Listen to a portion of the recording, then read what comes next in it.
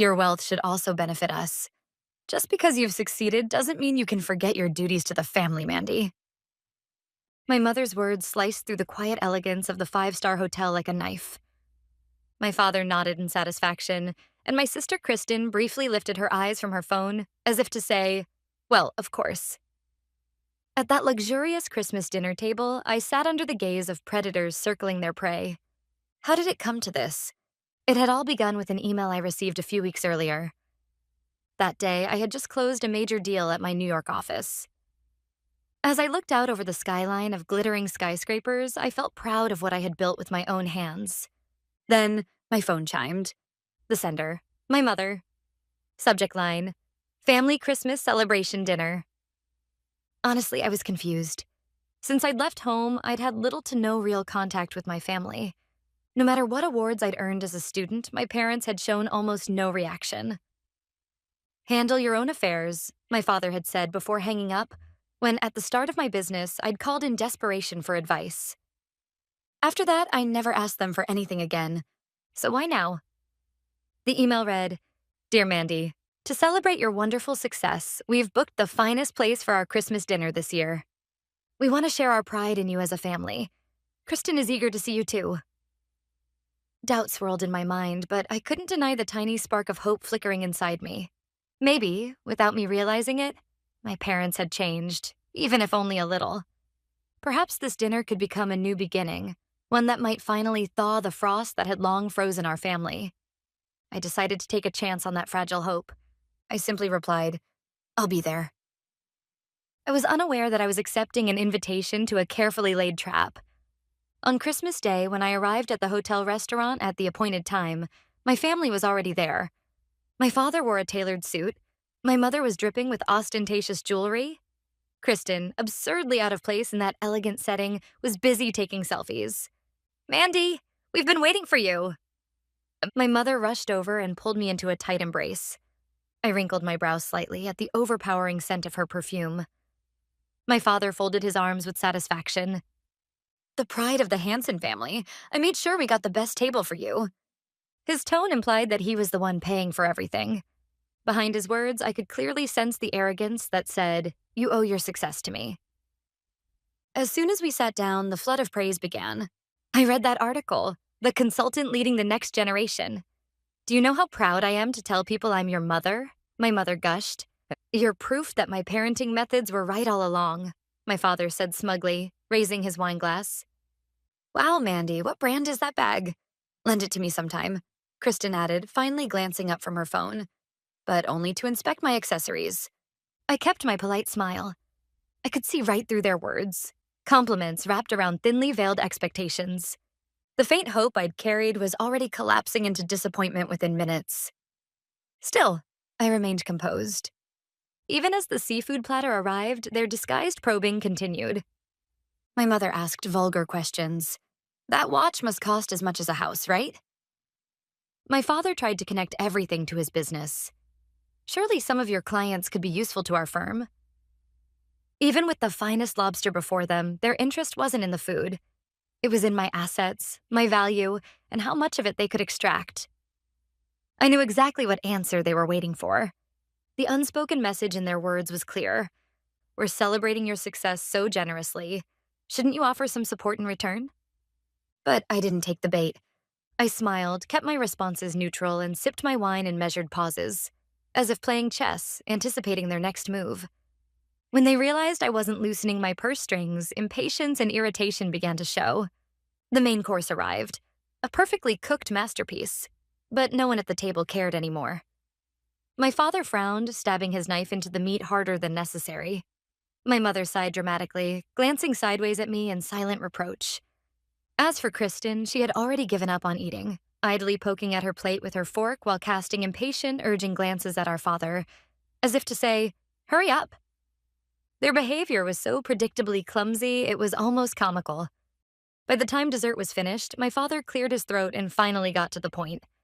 "Mandy, those who succeed have a social responsibility, especially toward their family. Your success no longer belongs to you alone." At that cue, Kristen leaned forward eagerly, as if she'd been waiting for this moment. "Exactly. So, I wanted to ask you something. I'm planning to move out next year, and I'd really love a nice apartment in Manhattan. With your income, the rent wouldn't be much of a burden, right? It was a shameless demand, thinly veiled in false innocence. And she wasn't done. Oh, and about my influencer work. I think it would totally blow up if I had your business expertise behind me. You could help me out, right? Of course, since we're family. I was hoping you'd do it for free. I drew a sharp breath, but before I could respond, my mother struck again. Your wealth should also benefit us. Just because you've succeeded doesn't mean you can forget your duties to the family, Mandy. At the now silent table, I slowly set down my napkin. Anger burned behind my calm exterior, but my voice remained perfectly steady. The control honed from years of negotiation, holding my emotions in check. First, I turned to Kristen, who was watching me with a bright, expectant smile. Kristen, I wonder where that confidence of yours comes from. If you want to succeed as an influencer, maybe you should focus on building your own content instead of depending on someone else's wealth. Or perhaps the kind of content you're thinking of is a guide called How to Leech Off Your Successful Sister. What? Kristen's face flushed crimson. Leeching off? That's awful. Next, I faced my father. Dad, responsibility to the family, you say? When I was sitting alone in a tiny apartment without an office, working day and night in front of a computer, where exactly was that responsibility of yours? The one time I called for help desperately, you said, handle it yourself. If my memory serves me right. My father's mouth twitched. He looked away, awkward and cornered. I only said that for your own good. Finally, I turned to my mother, who was wearing the face of a tragic heroine. And you, Mom, how can you say something like share your wealth? My success was built on loneliness, relentless effort, and countless failures.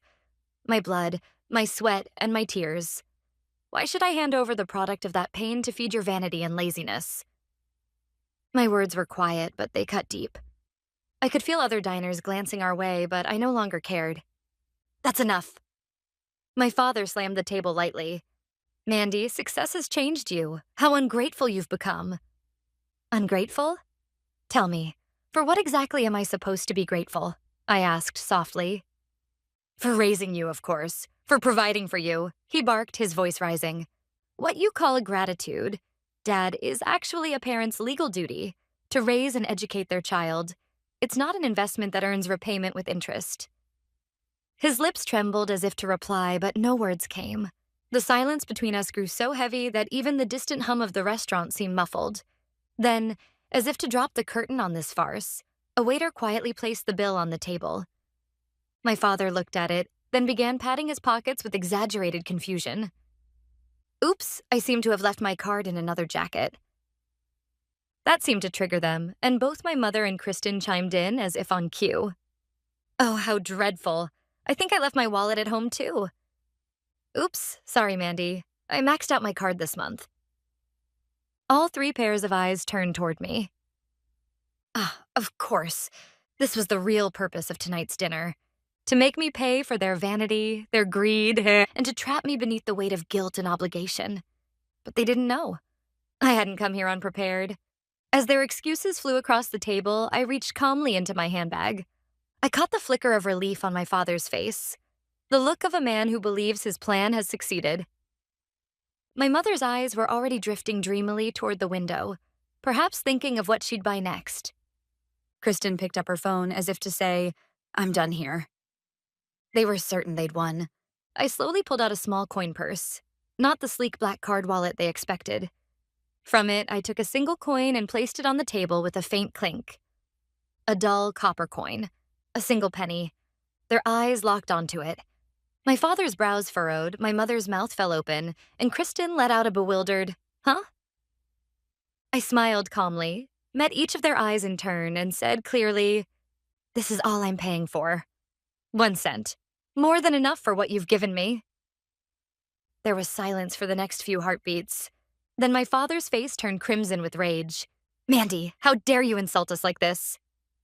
Insult? I replied coolly. No, I'm simply stating a fact. This coin represents the exact value of what you've given me. Enough of this nonsense. He pushed his chair back and was about to stand when I quietly raised my hand toward the restaurant's entrance. A man in a dark suit, carrying a briefcase, walked toward us with deliberate, unhurried steps. "Who are you?" my father demanded. The man gave me a polite nod, then took several documents from his case and laid them before my father. "Mr. Hansen, my name is Victor, an attorney representing Miss Mandy Hansen. I must inform you that tonight's conversation has been fully documented as a coordinated attempt at financial coercion and psychological intimidation. Victor is my company's legal counsel." He placed a small voice recorder on the table and the air froze instantly. My mother's face went pale. Kristen nearly dropped her phone. Then Victor slid one final document into the center of the table. "And this is a restraining order issued by the court against all members of the Hansen family, prohibiting contact with Miss Mandy." Restraining order. The words hit them like a spell. My once arrogant father was struck dumb. My mother covered her trembling mouth with one hand. Kristen just stared between Victor and me, her face drained of color. I could almost see their thoughts racing. About reputation, about the neighbors, about the scandal this would cause among the so-called local elite. The unruffled Victor, "Any violation of this order will result in immediate legal action. You may contest it in court, but given the audio evidence from tonight, that would not be advisable." I stood up slowly. I slipped my handbag over my shoulder, smoothed a crease from my dress, and turned away from the stunned faces of my family. Without a single word, I walked out of the restaurant. Outside, the December air bit at my skin, cold, clean, liberating. The noise of New York surrounded me, bright and alive, like a fanfare celebrating my freedom. I drew in a long breath. For the first time in years, I felt the heavy chains around my heart fall away. But as expected, their retaliation began the very next day. They couldn't contact me directly. The restraining order forbade it. So they chose another battleground: social media. My mother posted a heavily filtered selfie on Facebook, her caption dripping with passive aggression. "There is no pain greater than being betrayed by the daughter you raised with love. Success can make people so cold." The comments flooded in. "So sorry for you. How heartbreaking. She'll regret it someday." My father wrote in a private online forum for local business leaders. "Parenting is difficult. We tried to teach our daughter independence, but perhaps we went too far. She seems to have forgotten what family means." But the worst offender was Kristen. She posted a video to her Instagram story, her face swollen from crying, and acted as if she were the tragic heroine. My beloved sister misunderstood me, but I believe that one day she'll understand. They were desperate to portray me as a cold-hearted villain who had abandoned my family in pursuit of success. But once again, they underestimated me. For several days, I watched their little theater unfold in silence. A few friends and colleagues messaged to ask if I was okay. I replied simply, "I'm fine." No arguments and no explanations. I let the storm burn itself out. My silence only fueled their false narrative, emboldening them, making them louder, more dramatic, more reckless. And then the time came. I contacted Victor and set the second stage of my plan in motion. It took the form of an article, but not one written by me. I commissioned one of the most influential online business magazines in the country. The title read, "Exploitation in the Name of Family: The Hidden Enemy Every Successful Person Faces." It was written as the anonymous confession of a successful woman. Every detail, every incident, every piece of evidence I'd provided through Victor was laid out, calmly, meticulously, without embellishment. Copies of the emails where they'd refused me help, records of their repeated financial demands, and of course, the full transcript of that Christmas dinner, the one captured on audio. The article also included commentary from experts on financial abuse and narcissistic parenting. It wasn't a personal vendetta. It was a carefully framed exposé, positioning the issue as a broader social problem faced by many successful individuals. The moment the article went live, it exploded. This feels like my own story. So, this is what people mean when they say your relatives multiply after you succeed. Because we're family. The most toxic phrase in the language. The comment section swirled with empathy, outrage, and reflection. My name appeared nowhere. But anyone who had seen my family's previous posts could easily connect the dots. Within hours, the tone in my mother's Facebook comments began to shift. "Are you sure your daughter's the only one at fault here?" After reading that article, I see things differently. My father's online circle fell silent. And Kristen's inbox was probably flooded with messages like, "Wait, is that article about your family?" The fragile facade they'd built, the image of the poor, misunderstood family, began to crumble with a single article. They were being undone on the very battlefield they had chosen. It was poetic justice. A week after the article's publication, the once noisy accounts of my family had gone dead silent. My mother, my father, and Kristen had deleted every post, retreating completely. For people who prized reputation above all else, to be exposed online as the archetype of a parasitic family must have been unbearable humiliation. For me, peace had finally come. I focused on my work again, spending quiet evenings with friends I could trust. I will no longer let my family's unreasonable demands disturb my peace of mind. From my office, high above the city, behind walls of soundproof glass, I was completely insulated from their noise. Then, one afternoon, Victor called. "Mandy, your father reached out." I stiffened slightly. He violated the restraining order? No, he asked me, as your representative, to arrange a meeting. Apparently, their company's in serious trouble. He explained that the regional firm my father had once ruled as a local magnate was collapsing, unable to keep up with the changing times. A risky investment had gone spectacularly wrong. They were drowning in debt, teetering on the edge of bankruptcy. Victor's voice remained steady. "I assume he plans to ask for financial assistance. You're under no obligation to meet him, of course. I'll decline on your behalf if you wish." I turned toward the window, watching the skyline blur into thought. I could almost picture my father's defeated face. It would be easy to ignore him. After all they'd done to me, I had every right to let them fall.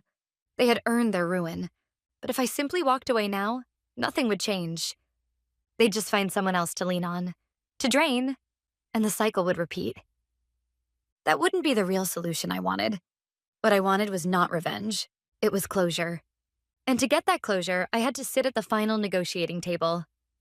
"Victor, set up a meeting," I said decisively, "but it will be at my office, and the negotiations will be led 100% by me. This is not an act of sentimental mercy. This is my business." The final consultation with my most troublesome clients, my own family, was about to begin. A few days later, my father, mother, and Kristen appeared in the reception room of my office. They looked nothing like the people I'd seen at that Christmas dinner. Exhausted, diminished, almost fragile. My father's once proud suit looked worn and faded. My mother's gaudy jewelry was gone. And Kristen, for once, didn't have her phone in hand, her eyes fixed on the floor. Beyond the glass walls, my team worked efficiently, their voices a faint hum in the background. The people who had once tried to control me now stood in my office, waiting for my permission to speak. The irony wasn't lost on me. "Mandy," my father's voice cracked as he spoke. "We need your help." His trembling hands placed a folder on the table. A thick stack of documents lay before me, page after page of numbers bathed in red ink. It was a record of their collapse. My father began to speak, the words spilling out like a broken dam. A failed investment, a final notice from the bank, the looming threat of foreclosure. It was a pitiful confession, one that stripped him of every last shred of pride as a businessman. Beside him, my mother sat in silence, tears streaming down her cheeks. Kristen bit her nails until they bled. I listened without interrupting, and as he spoke, old memories rose unbidden from the depths of my mind. It was the day of my college graduation. I was the valedictorian. I remembered running to my parents, my diploma clutched proudly in hand. My father's first words were, "So you can finally be of use to the family." Not, "Congratulations." My mother had simply said, "I need to help Kristen pick out her dress." Barely even looking at me. When I launched my own company, it was the same. After countless sleepless nights of planning, the day I signed the lease on my first office, I had called my mother in excitement. She sighed and said, "Instead of walking such a dangerous path, why don't you just find a good man and settle down?" Not once had they ever looked at my ambitions or dreams and seen them for what they were. To them, I had only ever been a reflection in the mirror of their narrow values. "Please, Mandy." My father pleaded with me. "I'm begging you. Help us." I finally spoke. "Help you?" "Yes, I can help, but not for free." I glanced toward Victor. He slid a prepared contract across the table. What is this? These are the terms under which I'm willing to save you. I stood and moved toward the glass wall, gazing out at the skyline of New York. Then I turned back to face them. And, in a way, to face my past self. I'm not just offering money, I'm offering a new kind of relationship. They stared at the contract, stunned. I began to read the terms aloud one by one. My voice rang clear in the silence of the office. Article 1. The funds I provide will be considered a loan. Repayment terms will be determined in consultation with a financial planner of my choosing. This is not charity. It's business. My father looked up, but no words came. Article 2. Partial management rights will be transferred to a representative I appoint. Your reckless system must be dismantled and rebuilt from the ground up.